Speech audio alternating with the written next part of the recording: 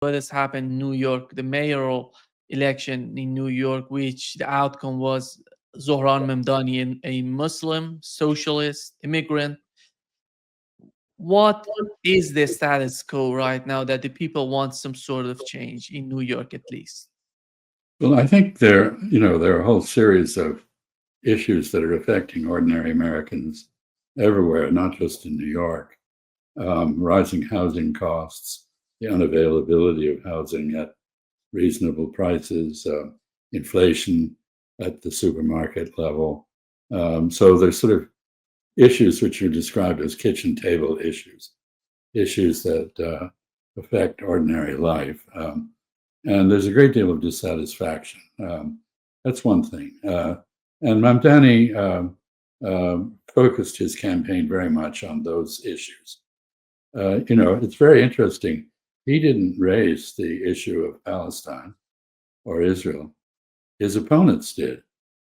And he responded, I thought, very, very effectively when he was asked, do you believe Israel has a right to exist? Yes, he said, as a state with equal rights for everyone, which is, of course, not the condition at present.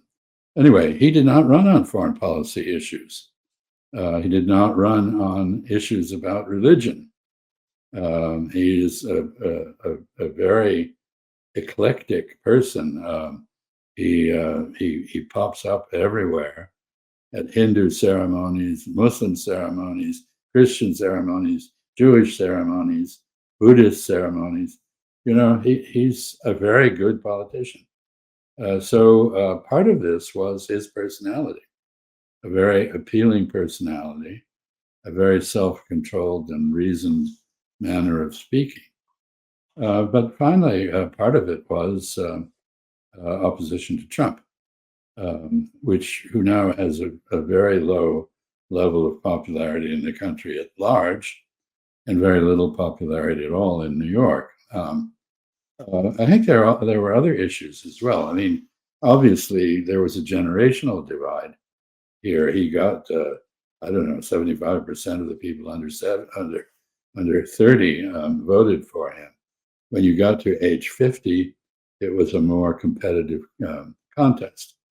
But young people clearly identified with him and the positions he takes. And I don't think young people are afraid of the term socialist in the way that earlier generations are. When you use this word in the United States, a fair number of people think of the Soviet Union and what it called socialism. That is not what Mamdani is talking about at all. He's basically talking about social justice, and that has a lot of resonance in a country where the rich are getting ever richer and the poor are getting poorer, and the Gini coefficient, which measures the gap, is going up at an alarming rate. So this may be a harbinger, a predictor of what is going to happen on the national level as we go into the midterm elections in 2026. And I don't think that our president is behaving as though he's aware of that. He has levied criticism against Mamdani. He's called him a communist, which is absurd. And clearly he's aligned with the wealthy Zionist oligarchs who spent millions and millions of dollars trying to first defeat Mamdani, and now that he's been elected, to discredit him. The Anti-Defamation League, which is the major arm of the pro-Israel lobby in the legal sphere, has set up a special watch on Mamdani. So all the usual techniques are being applied to discredit him. He will take office on January 1st. He has a transition team, which is all female, which is interesting. And he has plans to tax the rich in New York City at the same rates that they're taxed in New Jersey, which he says would provide the funds for the various social welfare programs. He's advocated free buses, city-operated grocery stores, and so forth. So it's a very interesting and exciting moment. And I have to end by saying that there's quite a bit of concern, given the increasing violence of American politics, about his safety. There are groups like Betar, which is a group of Zionist thugs and spies who try to combat anyone critical of Israel, who openly threatened to kill him. I think this is not a story that's over yet. And we've seen, as you've mentioned, the Zionists in New York City, oligarchs mostly, they have spent more than $40 million against him to do everything against, but they couldn't achieve their objectives. On the other hand, what was amazing to me that these Salafis, these radical Islamists, have been attacking him because they see he's not a Muslim, he's a kafir, and he's Sure. No, but this is, of course, there's several things to be said about that. First of all, he's obviously a moderate. He's walking in the middle of the road. And as the late George Shultz, Secretary of State, one of our best secretaries of state ever, once said, if you walk in the middle of the road, people on both sides of the road throw stones at you. So there's something of that.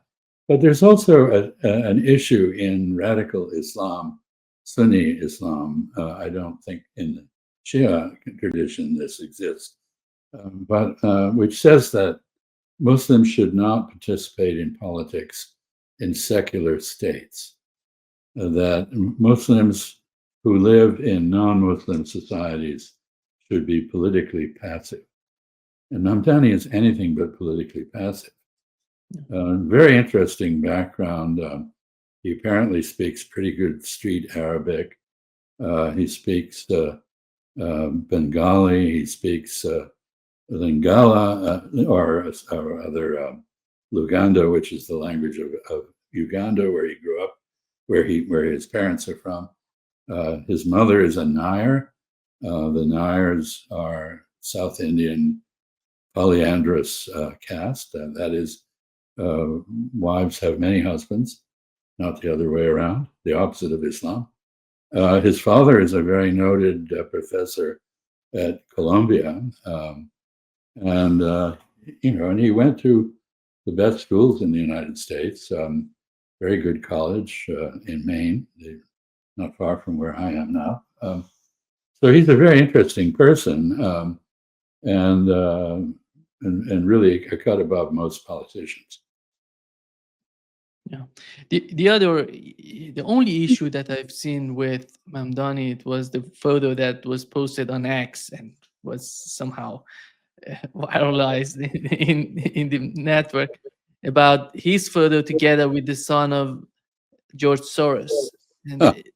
what's your take on that, Ambassador? Do you think that these people are trying to take credit of him, or they have supported him? They have some sort of agenda to reshape his movement? Well, I think George Soros's foundation is very active in supporting liberal political causes in the United States. And of course, for that reason, George Soros has been demonized by the political right. So when George Soros's son comes out and takes a photo with Mamdani and releases this, there are two immediate consequences. One is, as you suggest, the Soros group taking some credit for having produced a liberal result against very right-wing odds in New York.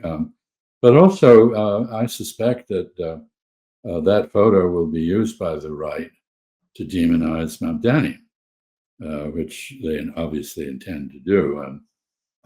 We have a president who is very vindictive, and very personal in his approach to governance. And he will penalize New York for having elected Mamdani.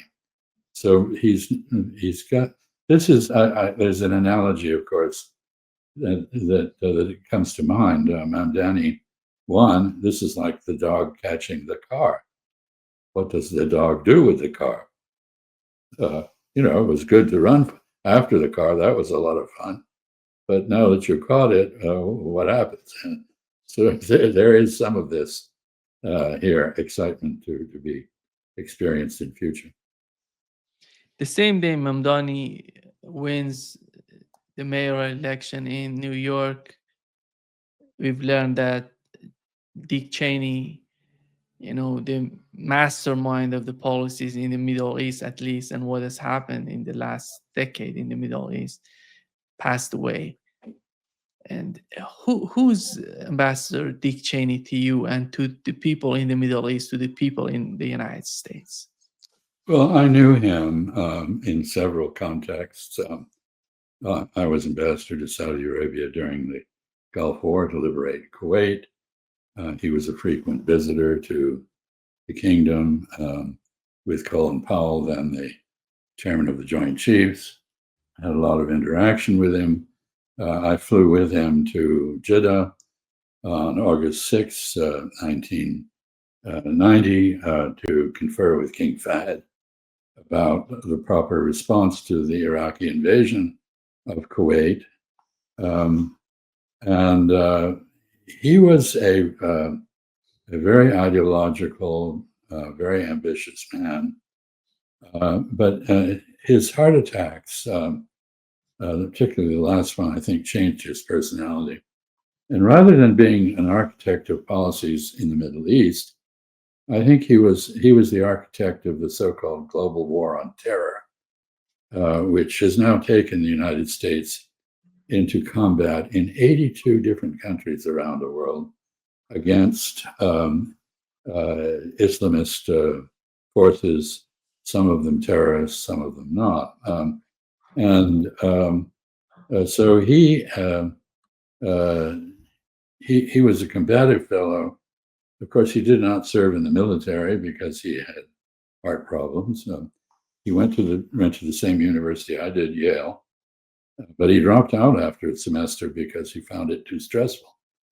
So he was a very odd person, but I think rightly blamed for by people on the left for having pushed the United States into adopting very, very belligerent policies on a global level, not just in the Middle East. And so his death has been greeted with an outpouring of vituperation from people who were critical of him, and very little praise from others.